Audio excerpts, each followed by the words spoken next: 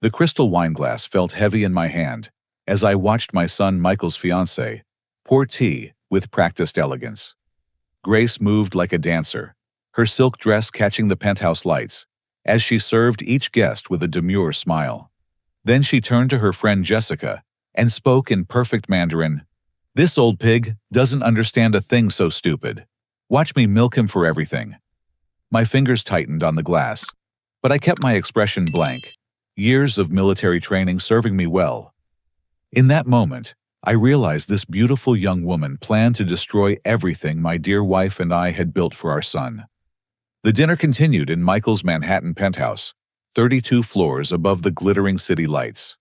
My son had done well for himself as an investment banker, and his home reflected his success with floor-to-ceiling windows and modern art that probably cost more than my first house.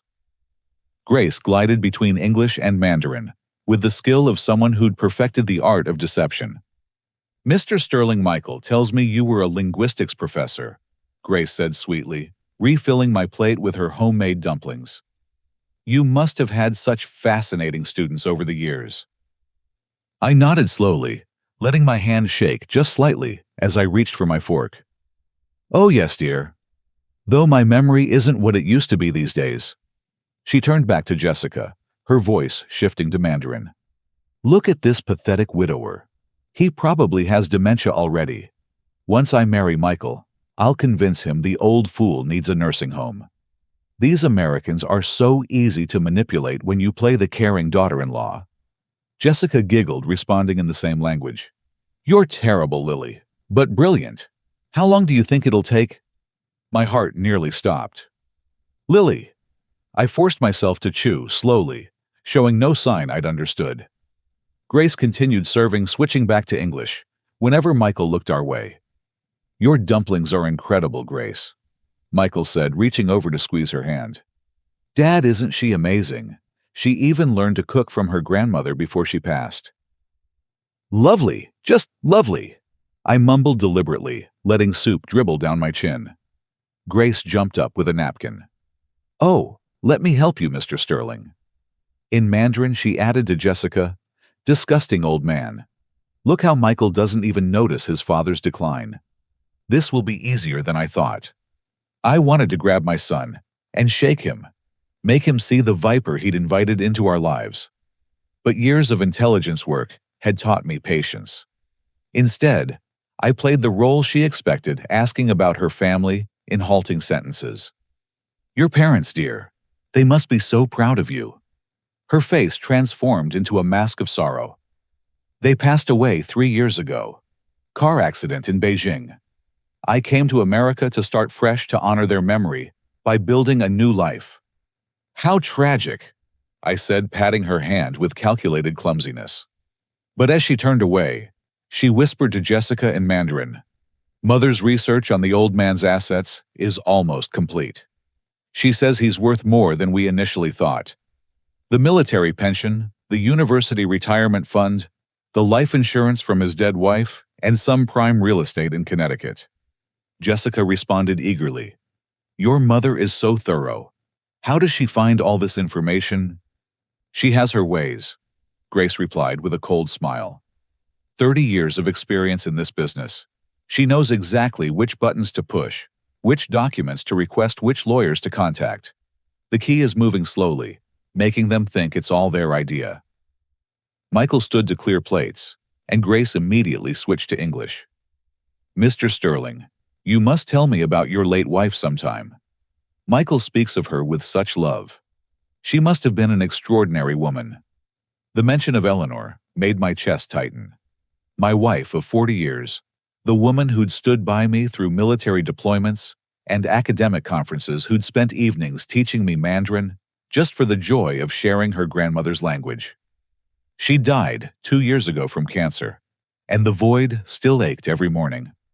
She was everything. I managed, and for once I didn't have to pretend the emotion in my voice. Grace's expression softened with false sympathy. "I understand loss, Mr. Sterling. Perhaps we can comfort each other as family." In Mandarin to Jessica, "The lonely widower angle always works. They're so desperate for family connection after their wives die. It makes them blind to reality. As the evening progressed, I cataloged every lie, every insult, every revelation. Grace claimed to work as an art curator at a small gallery in Soho, but when Michael stepped out to take a work call, she told Jessica she'd never sold a single painting, and the gallery was just a front her mother had set up. "The owner thinks I'm actually working," she laughed in Mandarin. "I show up twice a week, move some paintings around, and update the fake sales records mother provides. It gives me the perfect cover story and flexible schedule to hunt for targets." "How did you meet Michael?" Jessica asked. Mother identified him through her network. Single wealthy parents deceased, or distant careers that keep them busy. We have a whole database.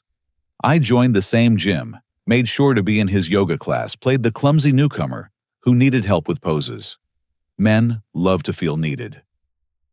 My stomach churned as I remembered Michael excitedly telling me about meeting this wonderful woman who shared his interest in wellness and art.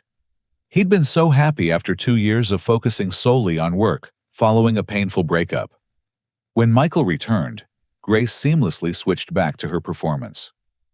"Michael, honey, I was just telling your father about the new exhibition I'm planning for next month. It focuses on emerging Asian American artists, bridging cultural gaps." "That's what I love about you," Michael said, kissing her temple. "Your passion for bringing cultures together." In Mandarin, she told Jessica, "If he only knew my real passion is separating fools from their money." The rest of the dinner passed in a blur of false sweetness and hidden venom. Grace complimented my career achievements while calling me a pretentious academic fossil in Mandarin. She praised Michael's devotion to family, while describing how she'd isolate him from everyone who might interfere with her plans. "The wedding will be small," she told Jessica in Mandarin as dessert was served. "The fewer witnesses, the better. I'm thinking destination wedding, maybe Hawaii. Get him away from any friends who might ask questions." "What about his father?" Jessica asked. "Oh, I have special plans for him. Mother has a tea blend that works wonders. Completely natural ingredients impossible to trace. Just causes gradual confusion. Memory loss makes them seem like typical dementia. Within 6 months, even his own son will believe he needs professional care." I forced down the bile rising in my throat and smiled vacantly at my chocolate mousse.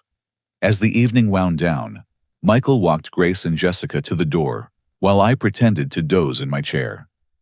Through half-closed eyes, I watched Grace kiss my son goodbye, whispering sweetness in his ear, while her eyes remained calculating and cold. "Your father seems tired," she said to Michael. "Has he been forgetting things lately? I noticed he asked me about my parents twice tonight." "Did he?" Michael frowned. "I hadn't noticed." "Oh, it's probably nothing," Grace said quickly. "Just maybe keep an eye on him. My grandfather started the same way. Small things at first." After they left, Michael returned to find me waking up in the chair. "Sorry, son," I said, deliberately slurring slightly. "Must have dozed off.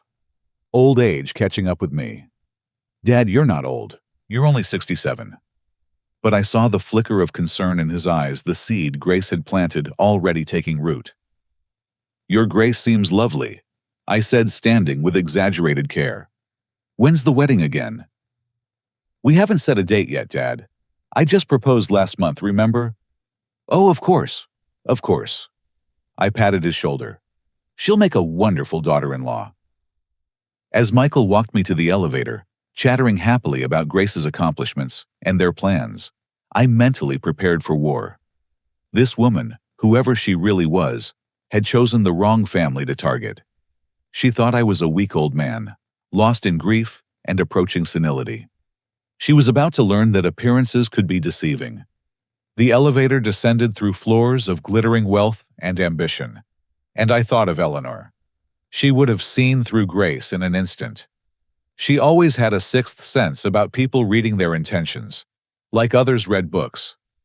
But Eleanor was gone, and protecting our son fell to me alone. As I stepped out into the cool Manhattan night, I pulled out my phone and scrolled through old contacts. 3 decades in military intelligence had left me with resources most people couldn't imagine. Grace wanted to play games with an old man. Fine, let the games begin. The next morning, I sat across from Patricia Hawkins in a small cafe in Brooklyn, far from Michael's usual haunts. Patricia and I had served together in military intelligence 30 years ago, back when the Cold War was winding down, and new threats were emerging. Now she ran a private investigation firm specializing in cases others wouldn't touch. "Alexander Sterling," she said, studying me over her coffee. "I haven't heard from you since Eleanor's funeral. This must be serious." I slid her a folder containing everything I'd memorized from the dinner. "My son is engaged to a woman who doesn't exist before 2019. I need to know who she really is." Patricia's eyes sharpened as she read my notes. She spoke freely in Mandarin, assuming you wouldn't understand. "Eleanor taught me well. But I need proof Michael will believe not just the words of a father he's starting to think is losing his mind." She's already planting that seed. Expertly. By next week, she'll probably have him convinced I need a medical evaluation. Patricia closed the folder. "Give me 72 hours. If this woman has a past, I'll find it." I left the meeting and drove to my lawyer Samuel Brennan's office in White Plains. Samuel had handled Eleanor's estate and knew our family's financial situation intimately. "I need you to quietly restructure some things," I told him. "Nothing that would raise flags, but I want safeguards in place." Samuel leaned back in his leather chair. "What kind of safeguards are we talking about?" "The kind that would prevent a new daughter-in-law from accessing family assets if something happened to Michael or me." His expression grew serious. "Alexander, is there something I should know?" "Just being cautious. Also, I want you to create a medical directive. If anyone tries to have me declared incompetent, I want specific independent doctors named for evaluation, not just whoever the family chooses." Samuel made notes. "This is oddly specific. And coming from a man who just last year told me you'd rather die than deal with legal paperwork again." "Eleanor's death taught me the importance of preparation," I said simply. That afternoon, I visited Michael at his office, playing the role of confused father perfectly. "Son, I wanted to apologize about last night," I said, letting my voice waver. "I hope I didn't embarrass you in front of Grace. Sometimes I feel a bit foggy lately." Michael immediately stood concern flooding his features. "Dad, no, you were fine. Are you feeling okay? Have you been to the doctor recently?" "Oh, you know me. Never been one for doctors." I waved dismissively. Though Grace mentioned something about tea that might help with clarity. Such a thoughtful girl. "She is, isn't she?" Michael's face softened. "Actually, she called this morning worried about you. Said you seemed disoriented at dinner." The speed of her manipulation took my breath away. "Disoriented? You apparently asked about her parents twice and forgot she'd already told you about their accident." I let confusion cross my face. "I did. How strange. Well, perhaps I should pay more attention." "Dad." Michael hesitated. Grace mentioned her grandfather had similar episodes before his diagnosis. Maybe just get a checkup. "If you think it's best, son." I left his office with a heavy heart. The wedge was already being driven between us, crafted by an expert hand. 3 days later, Patricia called. "We need to meet. Bring your passport." We met at a hotel bar near the airport, the kind of place where conversations disappeared into ambient noise and dim lighting. "Your future daughter-in-law is quite the actress." Patricia began sliding me a thick envelope. "Grace Chen is a legend she created in 2019. Before that, she was Lily Wang, and before that, she was Mei Liu, and before that, Susan Chang."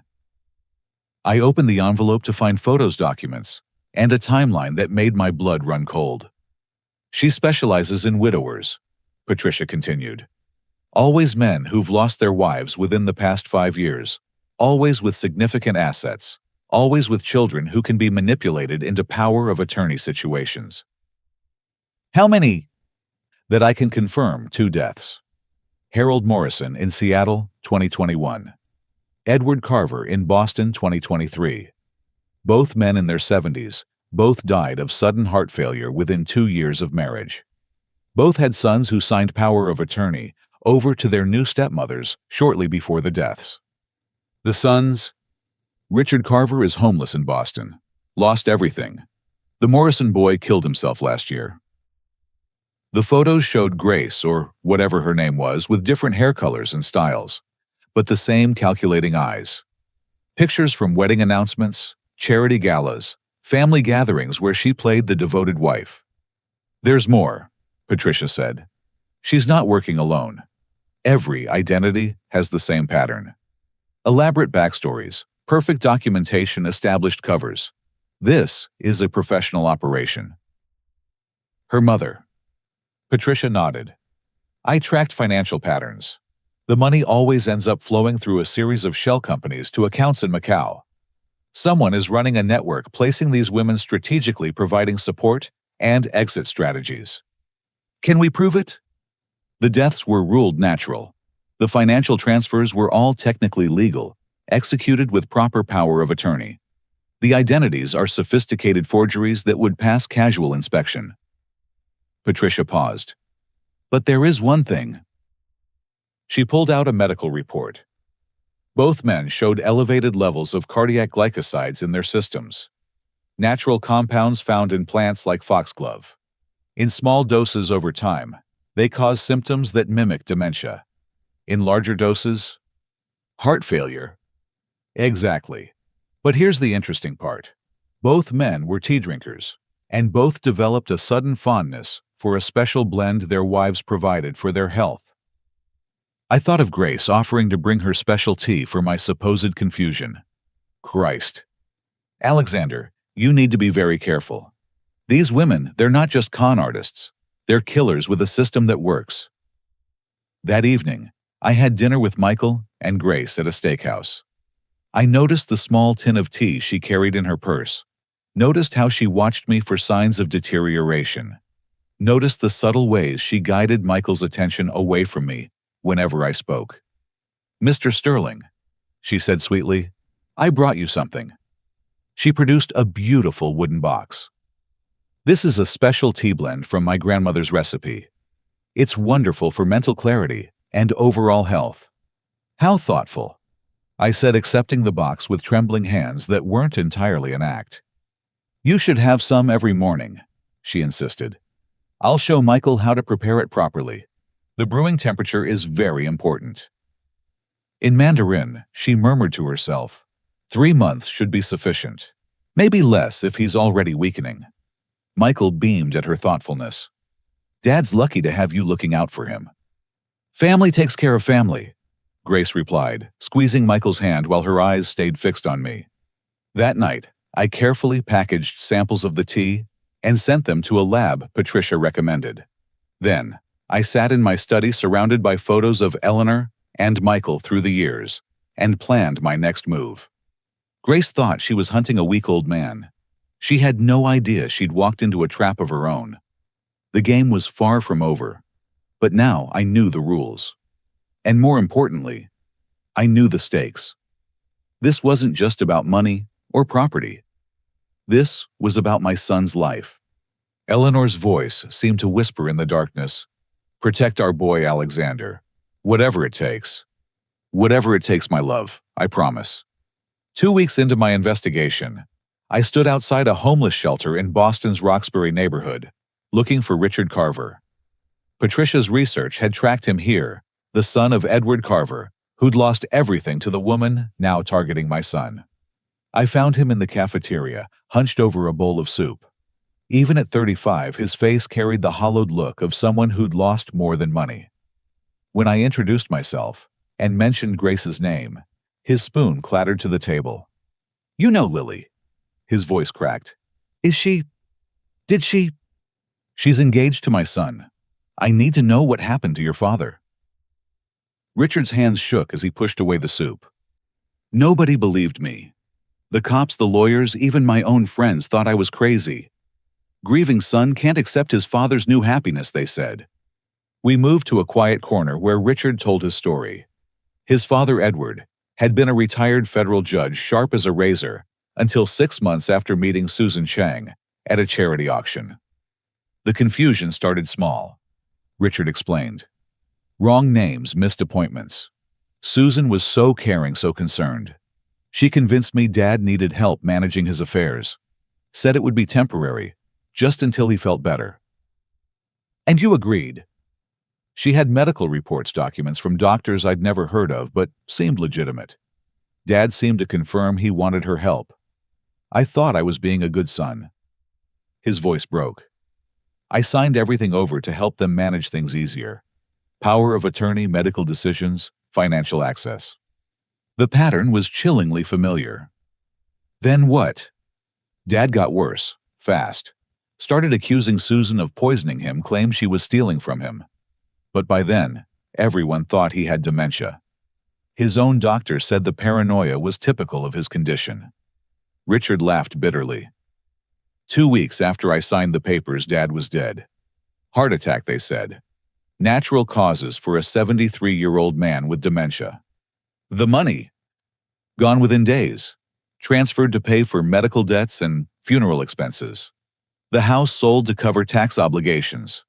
By the time I realized what happened, Susan had vanished, and I looked like a crazy person talking about conspiracy theories.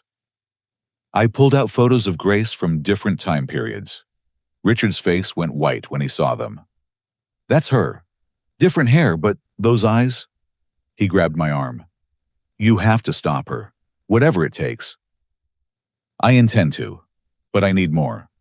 Did your father ever mention others? Did Susan have connections? Richard thought carefully. There was a woman who visited. Older, maybe 60s. Susan called her auntie, but there was something about how she deferred to her. Professional, like an employee to a boss. Can you describe her? Elegant, severe. Spoke English with a slight accent. She came to evaluate the house, Susan said, but she spent more time studying Dad and me than looking at property. I drove back to New York with a clearer picture forming. That evening, I met with Dr. Marcus Reed, an old friend from university, who now ran a private pathology lab. Marcus, I need you to look at something unofficially. I handed him the medical records Patricia had obtained. 2 men, similar deaths, both involved with the same woman under different names. Marcus studied the files under his desk lamp. Cardiac glycosides, interesting choice. Occurs naturally, easy to obtain, mimics legitimate heart conditions. Could you prove murder? After the fact, nearly impossible. The beauty of this method is, it leaves no smoking gun. The compounds break down quickly, and the symptoms align with natural aging. He looked up sharply. Alexander, why are you really asking? The woman who did this is about to become my daughter-in-law. Marcus set down the files. Jesus, and Michael, completely under her spell. She's already suggesting I have dementia, already pushing for control. I pulled out the tea tin. She gave me this for my health. Marcus took the tin carefully. I'll test it immediately. If it contains what I think it does, it's evidence. But I need more than just poison tea. I need to expose the whole network. 3 days later, Michael called me upset. Dad, where have you been? Grace and I have been trying to reach you. I'd been deliberately avoiding them while building my case. Oh, just puttering around the house. You know me. That's just it, Dad. This isn't like you. Grace is worried. She thinks you might need help. What kind of help? Just someone to check in on you. Maybe help with medications appointments. She found this wonderful service that specializes in elderly care. Elderly. I was 67, still ran 5 miles every morning, still sharp enough to see through their schemes. But I played along. If you think it's best, son. I do. Can we come by tomorrow? The care coordinator wants to do an assessment. After hanging up, I called Patricia. They're accelerating the timeline. Marcus called me, she said.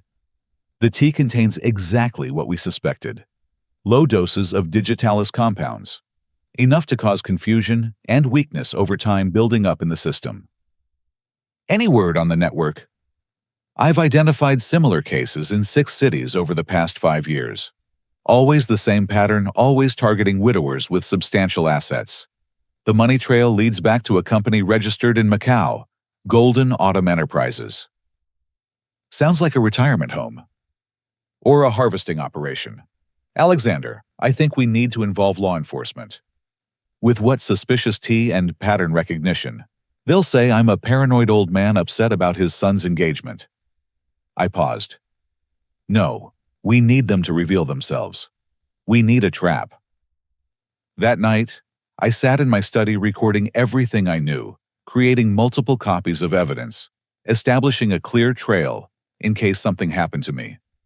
Eleanor's photo watched from the mantel, and I could almost hear her tactical mind working. They expect a weak target, I said to her image. So, let's give them one. But with a surprise ending they won't see coming. The next phase would be dangerous. Grace and her network had killed before, and I was walking directly into their web.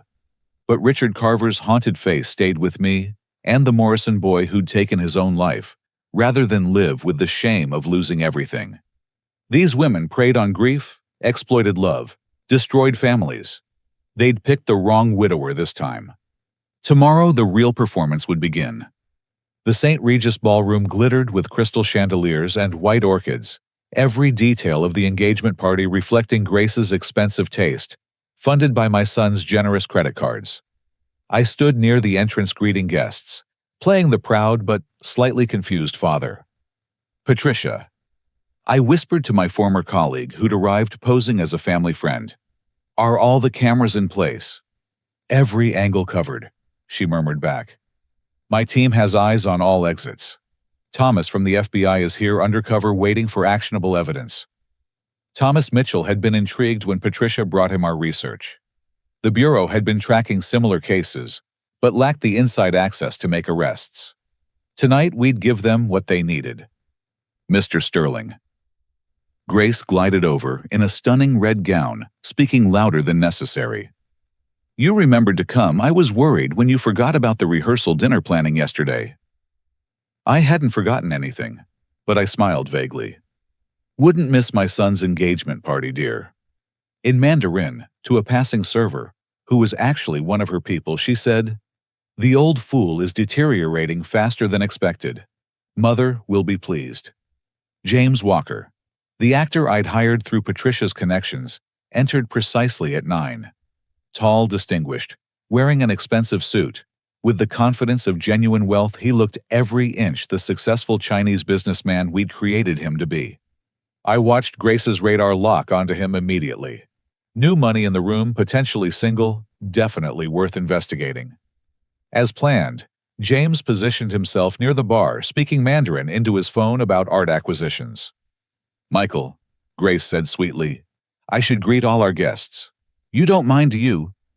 My son, deep in conversation with colleagues, waved her on. Of course, sweetheart. You're the hostess. Grace circled James like a shark, finally approaching with a glass of champagne. I couldn't help but overhear. You're interested in Asian art.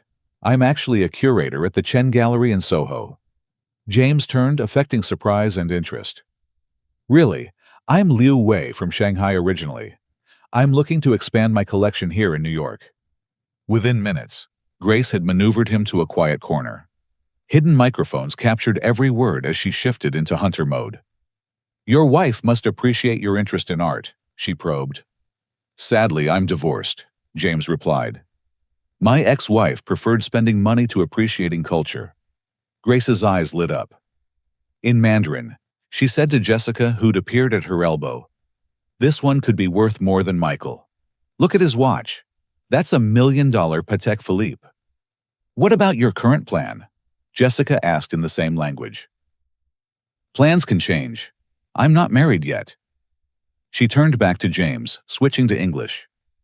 Mr. Liu, you must let me show you our gallery. We have some pieces I think you'd find fascinating. As Grace flirted shamelessly, Michael remained oblivious, trusting his fiancée completely. The pain in my chest wasn't entirely performance, as I watched my son's happiness built on lies. Margaret Thompson, an actual family friend, approached me. "Alexander, lovely party. Though I must say, Grace seems very friendly with that gentleman." "Oh, she's always networking for her gallery," I said loudly, drawing Michael's attention. "So dedicated to her work." Michael glanced over, saw Grace laughing with James, and smiled. "That's my Grace. Always working the room for potential clients." In Mandarin, Grace told James, "My fiancée is sweet but boring. Investment bankers have money but no soul. You seem different." "You're engaged." James acted disappointed. "Such a waste." "Engagements can be broken," Grace said boldly, "especially if the right opportunity presents itself." "And your fiancé wouldn't mind?" "What he doesn't know won't hurt him. Besides, I have my own apartment. Very private." She touched his arm. "Perhaps you'd like to see my personal collection sometime." This was beyond what we'd expected. She wasn't just showing her true nature. She was actively hunting new prey while at her own engagement party. "Mr. Sterling." A server appeared at my elbow. One of Grace's people I recognized. "Miss Chen asked me to bring you this special tea. She said you looked tired."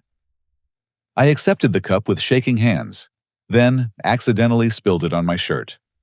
Oh dear, how clumsy. As I dabbed at the stain, I palmed the small vial Patricia had given me, containing a harmless substance that would test positive for the compounds in Grace's tea. Just enough to establish intent, if needed. The party continued, with Grace splitting her time between playing devoted fiancé and stalking James. She gave him her private number, suggested lunch next week, even mentioned that she'd soon have access to significant funds after her wedding. "My future father-in-law is quite wealthy," she told James in Mandarin, "and showing signs of decline. Michael will inherit everything, and as his wife." "You think strategically," James observed. "I admire that in a woman." "Survival requires strategy," Grace replied. "My mother taught me that. Speaking of which," she gestured to a severe-looking woman who'd just entered. "I must introduce you to her. She appreciates meeting successful men." Madame Wang had arrived. She moved through the crowd like royalty, accepting air kisses and compliments with practiced grace. When she reached me, her assessment was clinical. "Mr. Sterling," she said warmly in accented English. "Such a pleasure to finally meet you. Grace speaks so fondly of you." "Mrs. Wang," I replied, deliberately getting it wrong. Or was it Chen? I apologize, my memory. "Wang is correct," she said, her eyes sharpening. In Mandarin to Grace, she said, "He's further along than you indicated. This is good. We can accelerate." "He spilled the tea I gave him," Grace replied in the same language. "But he's been drinking it at home. Michael confirms it." "Excellent. And the papers?" "Michael's lawyer is drawing them up. Power of attorney, medical directives, everything we need." They spoke as if I wasn't there or couldn't understand. The arrogance would be their downfall. The party reached its peak when Michael called for attention, raising his champagne glass. "I want to thank everyone for celebrating with us. Grace has made me happier than I ever thought possible." Grace returned to his side, the perfect fiancé again. But I saw her slip James a business card, saw the predatory smile she gave him when Michael wasn't looking. To conclude, Michael continued, "Grace and I have an announcement. We've decided not to wait. We're getting married next month." The room erupted in applause while my heart sank. They were moving too fast, not giving me enough time to gather everything needed for legal prosecution. Patricia appeared at my side. "We have enough for fraud charges, but without proof of the murders." "I know," I murmured. "We need one of them to make a mistake." That mistake came sooner than expected. As the party wound down, I overheard Madame Wang speaking to someone on the phone in Mandarin. "Yes, the Sterling acquisition is proceeding. The old man will be handled within weeks. The son suspects nothing." She paused. "What do you mean Chen's daughter was arrested? Which city?" Her face paled as she listened. "Seattle. But that was supposed to be cleaned up. How did they connect it to us? She ended the call abruptly, then pulled Grace aside. Their heated whispers in Mandarin revealed everything. One of our sisters was careless in Seattle. The police have her and she might talk. She won't, Grace insisted. She knows what happens to those who betray the family. Perhaps, but we should conclude your situation quickly. Can you advance the timeline? The old man is almost ready. A few more weeks of tea, one larger dose. Do it sooner, and prepare exit strategies. Use the Bermuda route if necessary. They were spooked, which made them dangerous. But it also made them sloppy. As guests departed, I shook hands and accepted condolences about my obvious decline with Grace. Grace's network had done their job well, spreading subtle observations about my confusion and frailty. James stopped to shake my hand, palming me the recording device from his watch. Your future daughter-in-law is quite ambitious, he said quietly. Be very careful. The last to leave were Grace and her mother. As they gathered their things, Madame Wang studied me one final time. Mr. Sterling, she said carefully, Grace tells me you've been enjoying the tea she gave you. Every morning, I lied cheerfully, though I can't say I notice much difference. Effects are cumulative, she said, like many things in life. Small actions building to significant change. In Mandarin, she told Grace, double his dose. We finish this within the week. They left in a cloud of perfume and false promises, leaving Michael and me alone in the empty ballroom. Dad, my son said, putting his arm around me, you did great tonight. I know parties aren't easy for you anymore. What do you mean? He hesitated. It's just, Grace mentioned you've seemed tired lately. Confused sometimes. It's nothing to be ashamed of. I suppose we all slow down eventually. I said, letting him guide me toward the exit, while my mind raced with plans. The trap was set. Now I just had to survive long enough to spring it. The next morning, Madame Wang appeared at my door with Grace, and a woman they introduced as Dr. Helen Chen, a geriatric specialist who'd offered to do a free consultation. Mr. Sterling. Madame Wang said smoothly, we're so concerned about your well-being. Grace mentioned some troubling incidents. I let them in, noting how Madame Wang's eyes immediately cataloged everything. The 19th century grandfather clock, Eleanor's Steinway piano, the Tiffany lamps she'd inherited from her grandmother. Such a beautiful home, she murmured. In Mandarin to Grace, the piano alone is worth 80,000. The art collection must be valued in the millions. Dr. Chen, who I suspected wasn't a doctor at all, pulled out official-looking forms. Mr. Sterling, I'd like to perform some simple cognitive tests. Nothing stressful. For the next hour, I deliberately failed half the tests reversing number sequences, forgetting words showing confusion about dates, all while maintaining just enough competence to seem like I was trying to hide my decline. Concerning, Dr. Chen muttered, making notes. Classic signs of moderate cognitive impairment progressing toward dementia. Is it treatable? I asked, injecting hope into my voice. Management is possible, she replied, with proper care and supervision. Madame Wang seized the opening. Mr. Sterling, have you considered planning for the future power of attorney medical directives? It's best to arrange these things while you're still capable. I suppose that makes sense, I said slowly. Though I'd want Michael involved in any decisions. Of course, Grace said quickly. Michael wants what's best for you. In fact, he asked us to help with this. A lie, but I nodded. Perhaps you're right. I do feel foggy lately. As they prepared to leave, I accidentally knocked over my teacup, spilling Grace's special blend across the table. While cleaning up, I watched Madame Wang open her purse and reveal several small vials of clear liquid. In Mandarin, she told Grace, add 3 drops to his tea. No more. We want gradual decline, not sudden death. That raises questions. 3 drops, Grace confirmed. How long? 2 weeks maximum. His heart is already showing strain from the previous doses. The final dose will trigger what appears to be natural heart failure. They spoke casually about my murder, while I wiped tea from Eleanor's tablecloth. The coldness of it, the practiced efficiency, made my blood run cold. After they left, I immediately called Patricia. "They're accelerating. 2 weeks.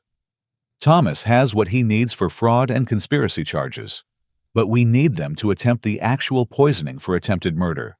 Can you hold out?" "I'll have to." I paused. "There's something else. They mentioned someone arrested in Seattle. Your contacts there might want to check if anyone connected to our case was picked up recently."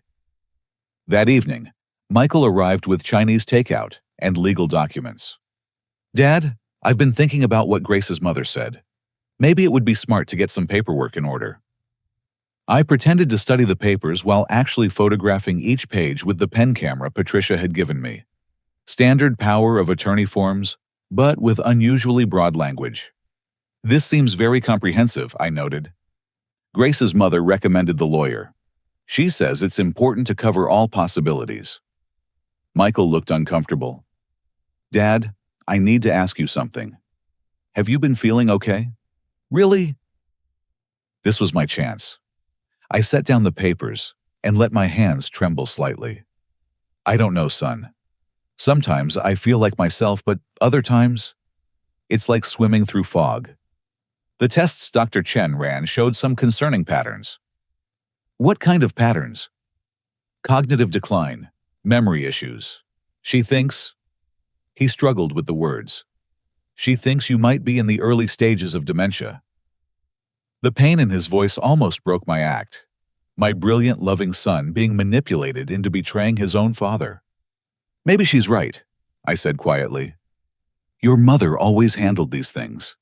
I miss her counsel." "I miss her too, Dad." Michael squeezed my hand. "But you have us now. Grace and I will take care of you." If only he knew how Grace planned to care for me. That night, I heard noises in my garden. From my bedroom window, I watched Madame Wang examining my house's exterior, checking windows, testing doors, photographing the security system. In Mandarin, she spoke into her phone. "The house has an old system easily bypassed. Once we have the papers signed, access won't be a problem." She moved to the garage, noting Eleanor's Mercedes, my classic Jaguar, the valuable tools and equipment. Everything cataloged, everything assigned a price. I activated the new security cameras Patricia's team had installed, ensuring we captured every moment of her reconnaissance. The next 3 days brought a full assault on my independence. Grace arrived each morning with her special tea, watching to ensure I drank it. I'd become expert at seeming to swallow, while holding the liquid in my mouth, then spitting it out when she looked away. Michael grew more concerned with each visit, seeing decline that wasn't there, because he'd been primed to expect it. When I genuinely forgot where I'd put my reading glasses, a normal occurrence I'd had for years, he exchanged worried looks with Grace. "Dad's getting worse," I heard him tell her. "Maybe we should consider assisted living." "Not yet," Grace soothed. "Let's try in-home care first. I know someone wonderful." The someone wonderful turned out to be another member of their network, a woman named Nancy, who spoke perfect English, but reverted to Mandarin when she thought I was napping. "The old man's heart is weakening," she reported to Grace. "His color is poor, breathing labored. He's ready for the final phase." "Mother wants to wait until after we get the signatures," Grace replied. "The wedding is in 2 weeks. We'll do it during our honeymoon. Natural heart attack while we're away. No suspicion." They were planning to kill me while establishing an alibi. Professional indeed. But I wasn't the only one planning. Patricia's investigation had expanded, connecting dots across the country. The woman arrested in Seattle had started talking, revealing parts of the network in exchange for a plea deal. Thomas Mitchell from the FBI now had enough for a multi-state investigation, but he wanted the top players, specifically Madame Wang, who they'd identified as one of 3 matriarchs running the operation. "We need her to personally administer the poison," Thomas explained during a covert meeting. "Or at least give the direct order while we're recording. Otherwise, she'll claim ignorance and let Grace take the fall." "She's too smart for that," I said. "But she's also getting desperate. The Seattle arrest has them spooked. Then we need to spook them more. What would make her take direct action? I thought about Madame Wang's calculating eyes, her fury over the Seattle situation. Pride. She's built this network over decades. If she thought it was all crumbling, that she was about to lose everything. You have something in mind. Let her think I'm about to expose them. Force her hand. It was dangerous, but we were running out of time. The wedding loomed, and with it, my death sentence. That evening, I made a show of clarity in front of Grace and Nancy. During dinner, I suddenly looked directly at Grace and said clearly, "I know what you're doing." She froze. "What do you mean, Mr. Sterling?" "The tea. The doctors. It's all wrong." I let confusion creep back in. Or is it? Sometimes I can't tell anymore. In Mandarin, Nancy whispered urgently, "He's breaking through the fog." This happens sometimes before the end. "Call Mother," Grace ordered. "Now!" As Nancy made the call, I slumped back in my chair, letting them think the moment of clarity had passed. But the seed was planted. Madame Wang arrived within an hour, her composed mask slipping. She studied me carefully as I dozed in my chair. "How much does he know?" she demanded in Mandarin. "Unknown," Grace admitted. "But if he's having clear moments, he might talk to someone. Michael, a real doctor, the police." "Then we finish this tonight. Get the special preparation." This was it, the moment we'd been waiting for. But as they prepared their final dose, I wondered if I'd pushed too far. If Patricia's team wasn't in position, if the recording equipment failed, if they decided to use a more direct method than poison. Eleanor's photo caught my eye from the mantel. "Almost there, my love," I whispered. "Almost time for justice." 3 days before the wedding, everything accelerated in ways I hadn't anticipated. Michael arrived at my house early in the morning with Jennifer Adams, a forensic accountant he'd hired to help organize my finances for estate planning. "Dad, Jennifer's here to help us understand your complete financial picture," Michael explained, setting up laptops on the dining room table. Grace thought it would be good to have everything documented. Of course she did. What Michael didn't know was that Jennifer had already been briefed by Patricia. She was one of ours inserted to discover exactly how Grace's network moved money. "Mr. Sterling," Jennifer said professionally, "I'll need access to all your accounts to create a comprehensive overview." "Whatever you need," I replied, playing the cooperative patient. As Jennifer worked, I watched Grace hover nervously. In Mandarin, she texted frantically on her phone, "They're doing a full audit. What if they find the test transfers?" A response came quickly. "Remain calm. The accounts are layered through 7 shells. Impossible to trace in a simple review." But Jennifer wasn't doing a simple review. Her specialized software was designed to track exactly these kinds of hidden transfers. Within 2 hours, she'd found something. "Mr. Sterling," she said carefully, "there have been some unusual microtransfers from your accounts. Small amounts, $2 or $3 each, but hundreds of them over the past month." "What kind of transfers?" Michael asked, leaning over to look at the screen.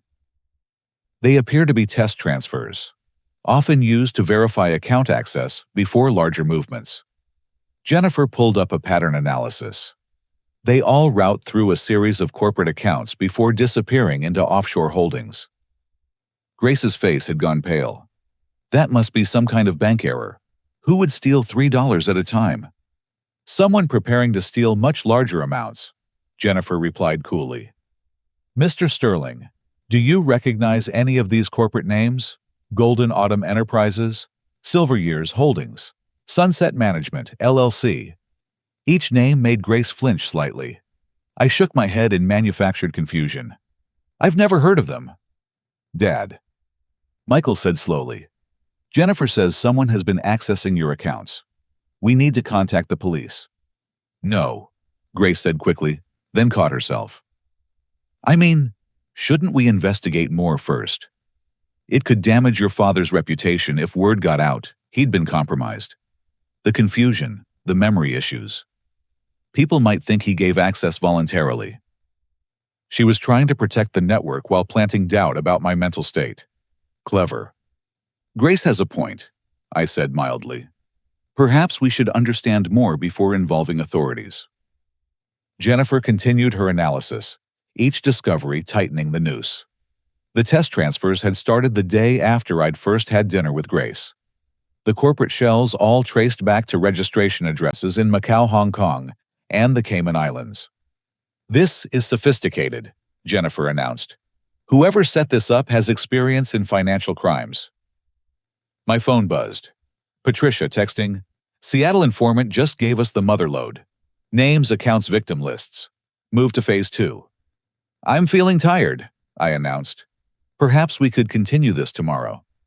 "Of course, Dad," Michael said, but I saw the worry in his eyes. His world was starting to crack. That afternoon, David Park, Michael's best friend since college, arrived unexpectedly. I'd asked him to come, knowing Michael would listen to him above all others. "Mike, we need to talk," David said, glancing meaningfully at Grace. "Privately." "Whatever you have to say, you can say in front of my fiancée," Michael replied stiffly. David pulled out a folder. "I hired an investigator to look into some concerns. Mike Grace Chen doesn't exist before 2019. The confrontation I'd been hoping to avoid was happening anyway." Grace's mask slipped for just a moment before she recovered. "This is ridiculous," she said. "Of course I existed. David, why would you do this?" "Because something felt wrong," David replied. "Your gallery has never sold a single piece. Your references don't check out. Your entire history is fabricated." "Michael." Grace appealed, tears forming perfectly in her eyes. "Are you going to let him attack me like this?" Michael looked between his best friend and his fiancée, torn. "David, this is insane. I know Grace. I've met her mother, seen her apartment, visited her work. All of which appeared right when she targeted you," David insisted. "Mike, she's after your money. Your father's money." "How dare you?" Grace stood, performing outrage beautifully. "I love Michael. I would never—" In the chaos of accusations and denials, no one noticed Nancy, the caregiver, slipping into the kitchen. But the hidden cameras caught her adding drops from a vial into the tea she was preparing for me. Patricia texted urgently, "She's dosing the tea. Maximum strength. Do not drink anything." "Everyone, please," I said weakly. "This stress isn't good for my heart." Nancy appeared with the tea tray. "Mr. Sterling, your afternoon tea. Doctor's orders." I accepted the cup with trembling hands, bringing it to my lips as everyone watched. Grace and Nancy exchanged satisfied looks. But I'd learned stagecraft in my intelligence days.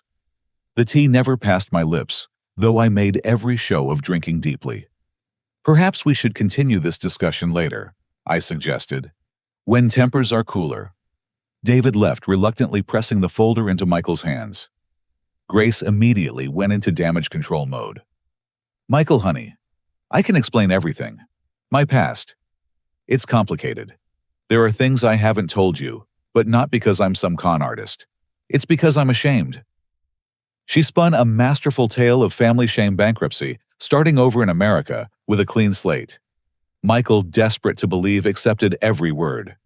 As they reconciled, I felt the first genuine symptom I'd experienced. Irregular heartbeat.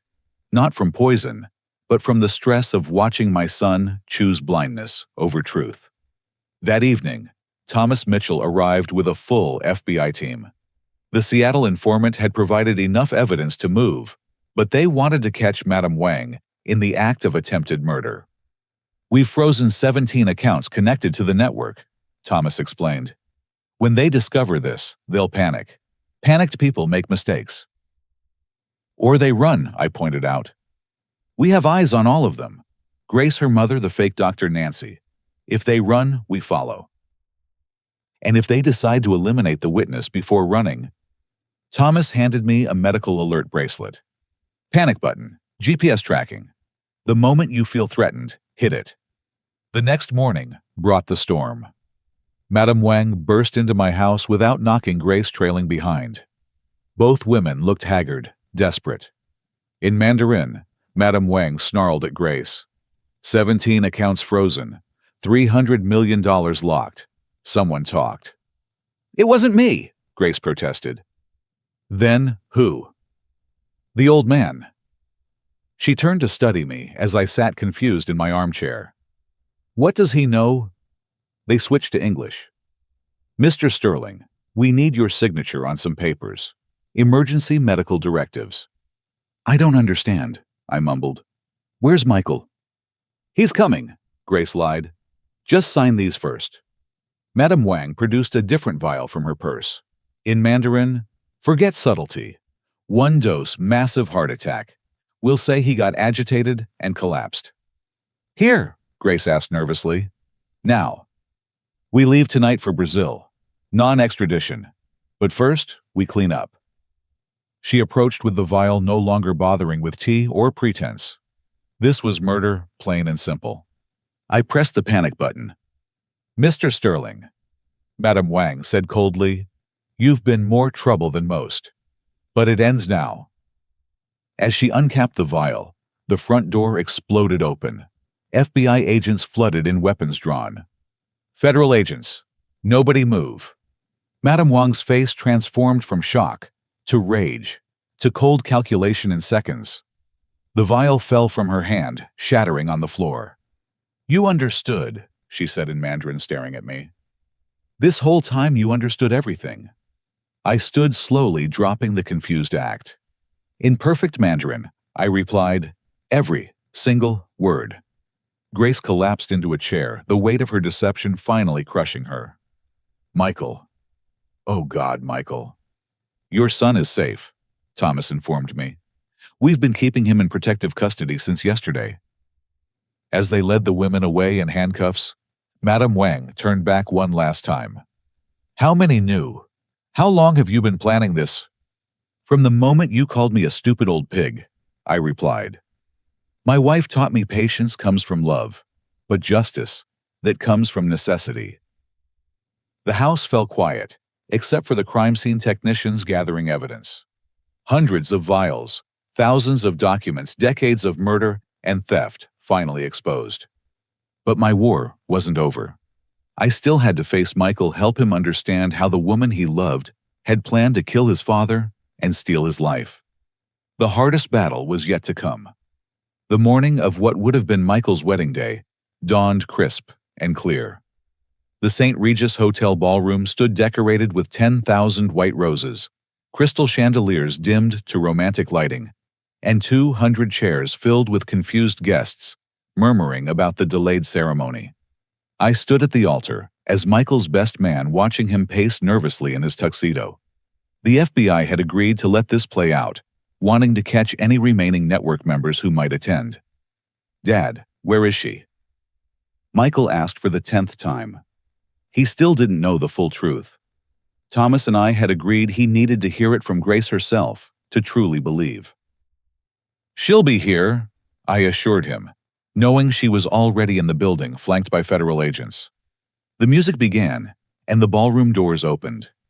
But instead of Grace in her wedding dress, Thomas Mitchell entered with a laptop and projection screen.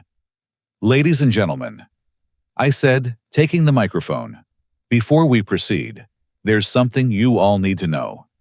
Gasps echoed through the room as I began speaking in fluent Mandarin. 6 months ago at a family dinner, I heard my son's fiancée call me a stupid old pig. She told her friend she planned to milk me for everything I had. I switched back to English. What followed was a 6-month investigation into one of the most sophisticated elder fraud and murder networks in the country. The projection screen lit up with Grace's photo. Not the elegant woman they knew, but mugshots showing her various identities: Lily Wang Mei, Liu, Susan Chang, Grace Chen. The woman my son fell in love with doesn't exist, I continued. She's part of a network that has murdered at least 12 elderly men across 8 states, stolen over $50 million, and destroyed dozens of families. Michael staggered, David rushing to steady him. Dad, what are you saying? I'm saying, I let you believe I was losing my mind to save your life. I clicked to the next slide, medical reports. This is what they found in Harold Morrison's body. Edward Carver's. Men who died within 2 years of marrying women from this network. The ballroom erupted in shocked conversations. Several guests I didn't recognize Tried to leave quietly, but found FBI agents at every exit. But the most damning evidence, I said, comes from their own mouths. The speakers crackled to life with recordings from the past 6 months. Grace calling me pathetic, discussing poison dosages, planning my murder during their honeymoon. Madame Wang ordering acceleration of the timeline. Nancy reporting on my deteriorating condition. Every cruel word, every callous plan, every moment they thought I couldn't understand. Michael collapsed into a chair, his face white.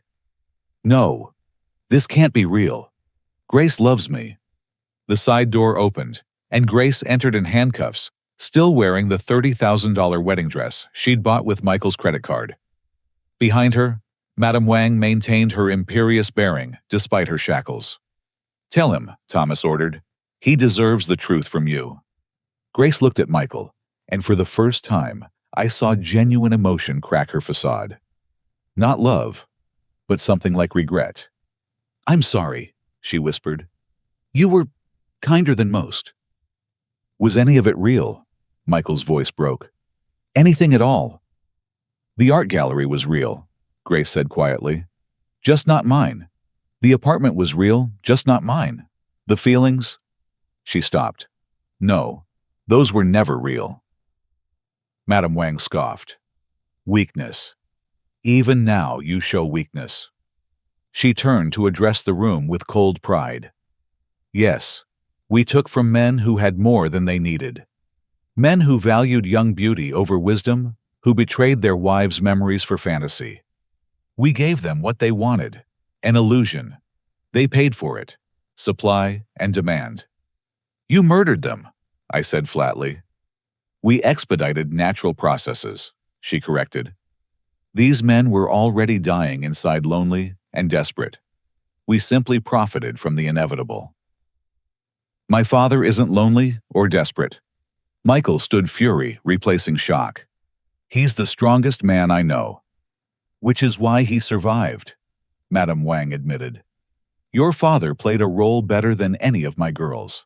The confused widower, the declining mind. Even I believed it. She looked at me with something almost like respect. Military intelligence wasn't it. You had the skills we didn't account for. My wife gave me the skills, I corrected. She taught me Mandarin. But more importantly, she taught me that love means protecting those who matter whatever the cost. Thomas stepped forward. We have 43 members of your network in custody across 12 states. The game is over. As the FBI led them away, Grace turned back one last time.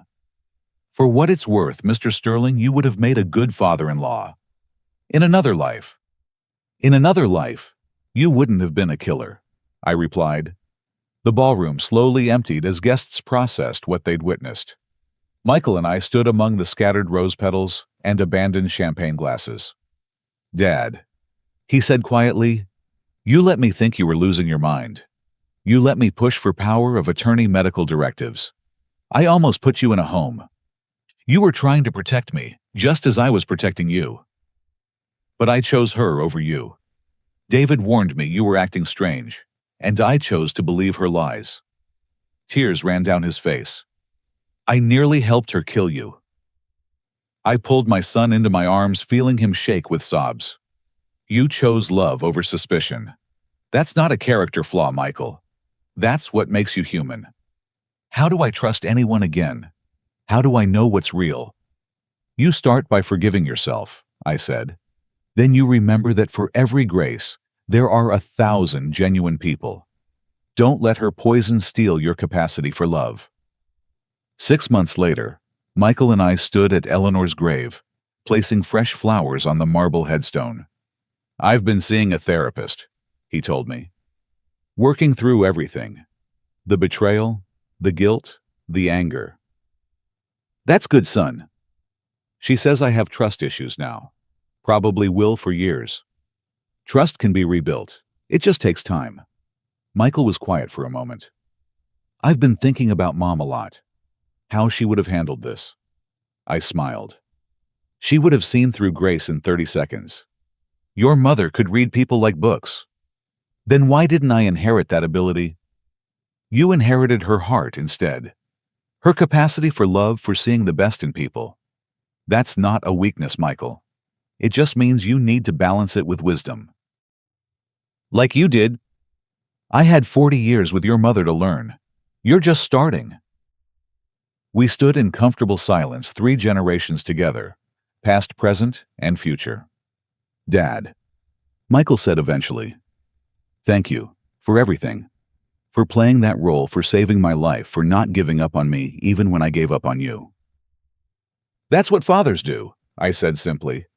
As we walked back to the car, Michael asked, do you think there are others out there? Other networks targeting lonely people? Probably. Evil rarely works alone.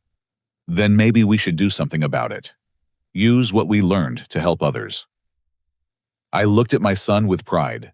From the ashes of betrayal, he was finding purpose. Your mother would like that, I said, using our pain to prevent others' suffering. We drove home through the Connecticut countryside, past the places where Eleanor and I had built our life, raised our son grown old together. The shadows Grace had cast were fading, replaced by something stronger. The bonds between father and son, tested by fire and proven unbreakable. That night, I made tea using Eleanor's favorite blend, not a weapon, but a comfort. As I sipped, I thought about the 200 guests who'd witnessed justice delivered in a wedding dress. Word would spread. Other potential victims might be saved. Other predators might think twice. Grace and her network had thought they were hunting a weak old man. Instead, they'd awakened a protector, a father's love, and the memories of a wife who'd taught me that understanding someone's language was just the first step. Understanding their heart was what really mattered. In trying to destroy my family, they'd only made us stronger. And somewhere I knew Eleanor was smiling. Friends, if you've made it this far, you've witnessed how love, patience, and determination can triumph over deception and greed. Michael and I now work with law enforcement to help identify and stop elder fraud networks before they can destroy more families. But I want to hear from you. Have you or someone you love encountered suspicious situations like this? What warning signs did you notice? How can we better protect our vulnerable family members while still respecting their independence and dignity? Share your thoughts and experiences in the comments below. If this story resonated with you, please hit that like button and subscribe to hear more true accounts of justice prevailing over exploitation. Share this video with anyone who might benefit from recognizing these warning signs. Together, we can build a community that protects rather than preys upon each other. Thank you for listening to our story. Remember, the greatest strength often comes not from immediate confrontation, but from patient strategy and the unbreakable bonds of family. May you never need these lessons. But if you do, may you find the courage to stand up for those who cannot stand for themselves. Stay vigilant, stay loving, and above all, stay true to those who matter most.